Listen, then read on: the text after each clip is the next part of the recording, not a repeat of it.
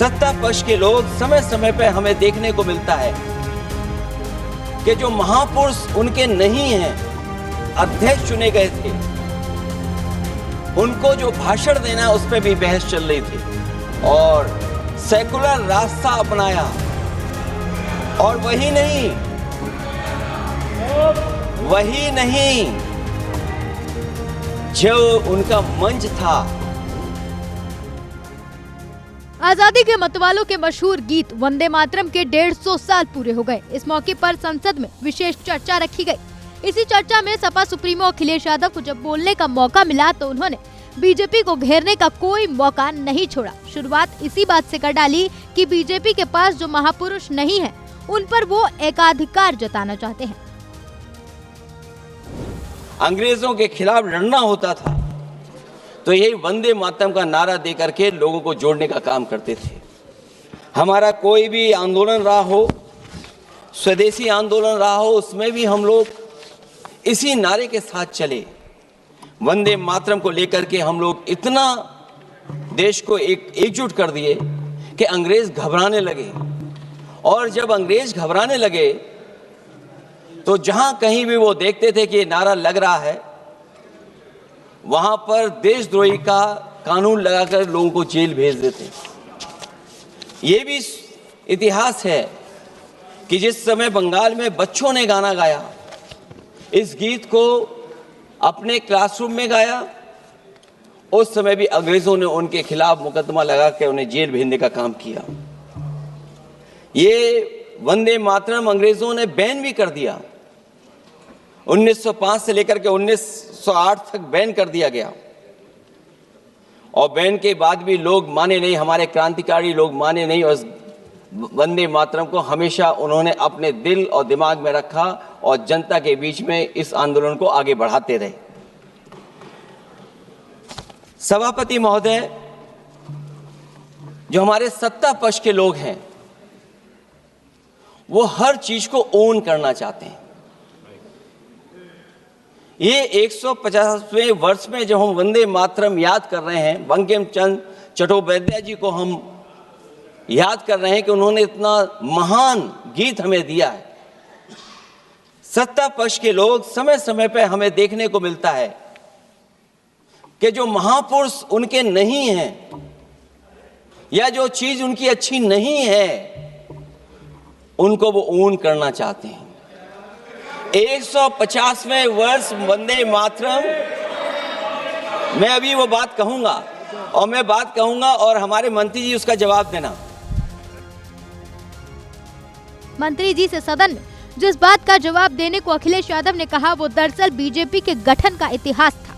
अखिलेश यादव ने लोकसभा में कहा कि बीजेपी को अपना इतिहास याद रखना चाहिए, अपने पहले अध्यक्ष का भाषण याद रखना चाहिए, उन्हें सेक्युलरिज्म और समाजवाद को याद रखना चाहिए।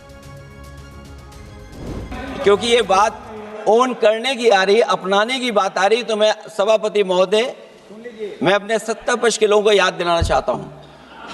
सत्ता पक्ष के लोगों की जो पार्टी आज है, भारतीय जनता पार्टी, जिस समय गठन हो रहा था, हमारे मुंबई और महाराष्ट्र के लोग जानते होंगे कि जिस समय गठन की चर्चा थी, उस समय आपके जो अध्यक्ष चुने गए थे, उनको जो भाषण देना है उस पर भी बहस चल रही थी। और बहस इस बात की थी कि भारतीय जनता पार्टी सेकुलर रास्ते पे जाएगी, सोशलिस्ट रास्ते पे जाएगी कि नहीं जाएगी। तमाम विरोध के बाद भी उस समय के उनके राष्ट्रीय अध्यक्ष जो चुने गए थे, उन्होंने वही रास्ता अपनाया अपने भाषण में। समाजवादी आंदोलन, समाजवादी विचारधारा और सेकुलर रास्ता अपनाया। और वही नहीं जो उनका मंच था, उसमें जयप्रकाश जी की तस्वीर लगा करके भी उन्होंने लोगों को ये भ्रम फैलाने की कोशिश की कि जेपी के रास्ते पर भारतीय जनता पार्टी चलेगी। बताएं माननीय मंत्री जी, आप कितने सेकुलर हैं आज, कितने सोशलिस्ट हैं आज? अभी गौरव गोगोई जी ने ठीक कहा, इंडिगो का हवाई जहाज उड़ नहीं रहे कि उड़ाए नहीं जा रहे हैं। उड़ाए नहीं जा रहे। और क्या बात कही गई थी हवाई चप्पल। कि गरीब भी उसमें चल सकेगा। इसलिए सभापति महोदय, मैं बात दूसरी तरफ नहीं ले जाना चाहता हूं। वंदे मातरम सिर्फ गाने के लिए नहीं है, निभाने के लिए भी होना चाहिए। अखिलेश यादव ने बीजेपी पर हमला करते हुए उन्हें दरारवादी कहते हुए आईना दिखाया कि ये लोग देश को जोड़ना नहीं तोड़ना चाहते हैं। पहले भी दगा किया है और आज भी देश के साथ दगा कर रहे हैं। तब टोकते हुए सभापति के आसन पर बैठे जगदम्बिका पाल ने कहा, ये चर्चा जोड़ेगी। तब अखिलेश ने फिर से बीजेपी को घेरा। सभापति महोदय, आज हम आकलन करें, पीछे मुड़ करके देखें कि हम इस वंदे मातरम को कितना निभा रहे हैं। जिस वंदे मातरम ने आजादी के आंदोलन में सबको जोड़ा, आज के दरारवादी लोग उसी से देश को तोड़ना चाहते हैं। ऐसे लोगों ने, सभापति महोदय, ऐसे लोगों ने पहले भी देश के साथ दगा किया और आज भी कर रहे हैं। ये चर्चा तो जोड़ने का काम करेगी ना अखिलेश जी, क्योंकि आज वंदे मातरम की चर्चा वही मैं कह रहा हूँ, वंदे मातरम में जोड़ने का ही काम करेगी।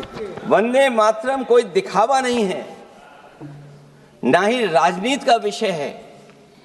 क्योंकि सभापति महोदय, हम जब ये चीज इनके विचारों से, इनके भाषणों से जब बाहर सुनते हैं तो ऐसा लगता है कि वंदे मातरम इन्हीं का बनवाया हुआ गाना है। जिन्होंने, सभापति महोदय, जिन्होंने आजादी के आंदोलन में भाग ही नहीं लिया है, वो वंदे मातरम का महत्व क्या जानेंगे। सच तो ये है कि सरफरोश लोग वंदे मातरम दिल से बोलते थे। उन आजादी के दीवानों के खिलाफ कुछ लोग अंग्रेजों के लिए जासूसी और मुखबिरी का भी काम करते थे। दरअसल ये राष्ट्रवादी नहीं बल्कि राष्ट्र विवादी लोग हैं। जहां विवाद करना हो, कभी अंग्रेज विवाद कर करके, डिवाइड कर करके, डिवीजन कर करके राज किया करते थे। सभापति महोदय, आज भी वही रास्ता कुछ लोग अपना रहे हैं। वो डिवीजन का रास्ता अपना रहे हैं, डिवाइड का रास्ता अपना रहे हैं, दरारवादी रास्ता अपना रहे हैं। सांप्रदायिकता और सेक्युलरिज्म की लड़ाई के बीच उस संसद में अखिलेश यादव ने एक बार फिर बीजेपी को चिढ़ाते हुए अयोध्या के सांसद अवधेश प्रसाद को सीट से उठाकर बीजेपी सांसदों के सामने कर दिया और फिर ऐसे घेरने लगे। पूरा देश समझता है और केवल यही नहीं ओन करते हैं। कभी कभी भारत माता का जो चित्र है, जो पेंटिंग कभी बंगाल के महान लोगों ने बनाई थी,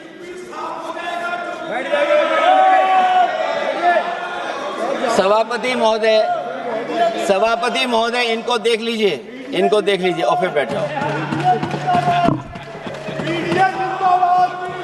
सभापति महोदय, राजभर जी आप बैठिए, आपके नेता बोल रहे हैं। सभापति महोदय, वंदे मातरम का भाव ये भी था कि कम्युनल पॉलिटिक्स नहीं चलेगी और कम से कम हमारे उत्तर प्रदेश के साथियों ने कम्युनल पॉलिटिक्स को अंत किया है वहां पर जहां से कभी इन्होंने शुरू की थी। और सभापति महोदय, वंदे मातरम एक भाव के रूप में हमारे अंदर बसा है। चाहे उसके शब्द ना याद हों, चाहे अर्थ ना मालूम हो, चाहे पूरा याद ना हो, उस सच्चे भारतीय के अंदर देश प्रेम की भावना जगाने के लिए इसके दो शब्द ही काफी हैं। जो सच में देश की एकता और अखंडता चाहते हैं, जो भाईचारे को बुनियाद मानते हैं, उनके लिए दो शब्द भी पर्याप्त हैं जो इस वंदे मातरम से हमें मिलते हैं।